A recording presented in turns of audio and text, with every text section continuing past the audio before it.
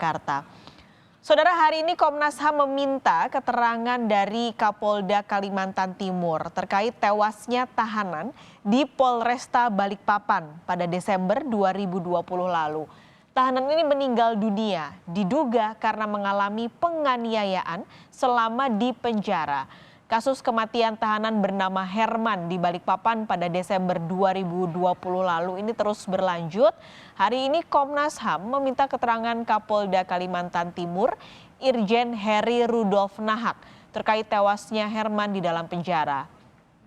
Kapolda Kalimantan Timur, Irjen Heri mengatakan kedatangannya ke Komnas HAM atas inisiatif sendiri.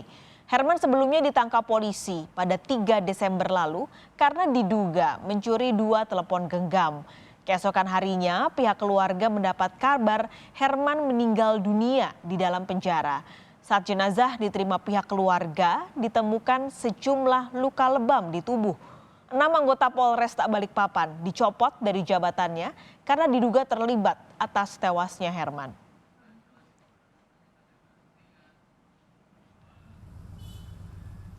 Kita akan melihat bagaimana informasi terkini soal keterangan yang diminta Komnas HAM kepada Kapolda Kalimantan Timur. Sudah ada jurnalis Kompas TV Cindy Permadi di sana. Cindy, jadi apa saja sebenarnya keterangan yang disampaikan Kapolda Kaltim pada hari ini ke Komnas HAM soal tewasnya Herman? Ya, kalau tadi sebelum Kapolda Kalimantan Timur masuk ke dalam gedung Komnas HAM, kami juga sempat menanyakan, meminta sedikit pernyataan. Ia tidak menyampaikan apapun terkait kasus, kecuali bahwa kedatangannya pada hari ini adalah inisiatif sendiri, bukan undangan. Kemudian kami mencoba mengkonfirmasi juga kepada Komisioner Komnas HAM, Khairul Anam, yang menyampaikan pada pukul 10 tadi proses pengambilan keterangan baru dimulai.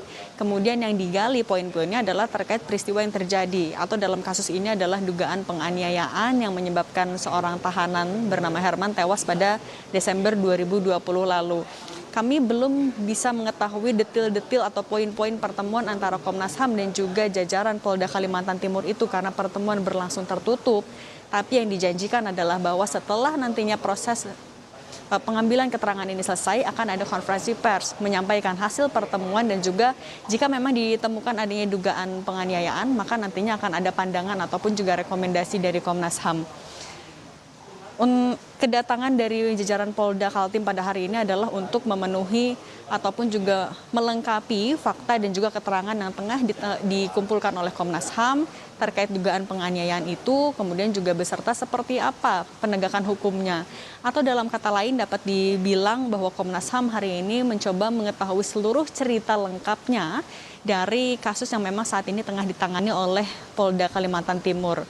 Tadi kami lihat Kapolda Kalimantan Timur masuk ke gedung Komnas HAM tidak sendiri, tapi juga didampingi oleh Kabid Propam, ada juga dari Direskrimum Polda Kaltim yang turut mendampingi. Sebenarnya untuk kecaman ini sebenarnya sudah pernah dilontarkan juga oleh Komnas HAM pada awal Februari lalu, mengecam dengan adanya dugaan penganiayaan ini. Kemudian juga tidak lama sebelum itu Komnas HAM juga pernah mengecam adanya penindakan ataupun praktik-praktik kekerasan dan dugaan penyiksaan oleh aparat polisi.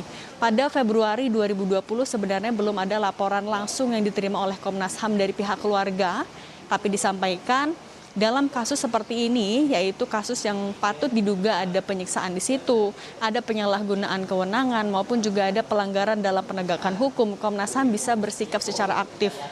Kemudian pun memang dilanjutkan dengan adanya proses pendalaman. Kalau direview sedikit memang yang atau asal mula dari kasus ini adalah karena adanya penangkapan seorang terduga pelaku pencuri telepon genggam pada saat itu Herman pada 2 Desember 2020 lalu, kemudian dibawa ke Polresta Balikpapan, tidak sampai 24 jam, kemudian keluarga dikabarkan tewas, sehingga keluarga pun karena curiga melihat jasadnya juga ada luka, melaporkan ke Propam Polda Kalimantan Timur, Paskalis. Tentu harapannya adalah bisa terbuka kasus ini seterang-terangnya. Nah, ada 6 anggota Polresta Balikpapan ini dijadikan tersangka dalam kasus tewasnya tahanan di Polresta Balikpapan, Cindy. Nah, bagaimana proses hukumnya sejauh ini? Sejauh ini masih dalam proses penyidikan. Polisi masih terus melengkapi bukti-bukti yang itu kumpulkan dengan salah satunya juga memeriksa 6 orang anggota Polresta Balikpapan itu sebagai tersangka. Kemudian juga sudah ada setidaknya 7 orang saksi yang diperiksa.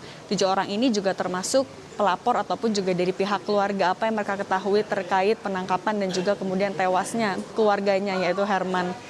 Sebelumnya keluarga melaporkan kepada Propam Kaltim, kemudian diperiksa oleh Divisi Propam Kaltim, kemudian dinyatakan 6 orang anggota Polresta Balikpapan ini bersalah, kemudian ditetapkan sebagai tersangka, lalu sudah ditahan dan juga mereka dicopot dari jabatannya, dibebas tugaskan dan juga dimutasi ke Divisi Pelayanan Markas Kepolisian Daerah Kalimantan Timur. Karena orang ini tidak hanya dikenakan sanksi pidana tapi juga kode etik, kemudian juga terakhir dilakukan otopsi terhadap jasad dari Herman yang sebelumnya sudah dimakamkan selama 2 bulan, dan ini masih kita tunggu bagaimana proses selanjutnya, Paskalis.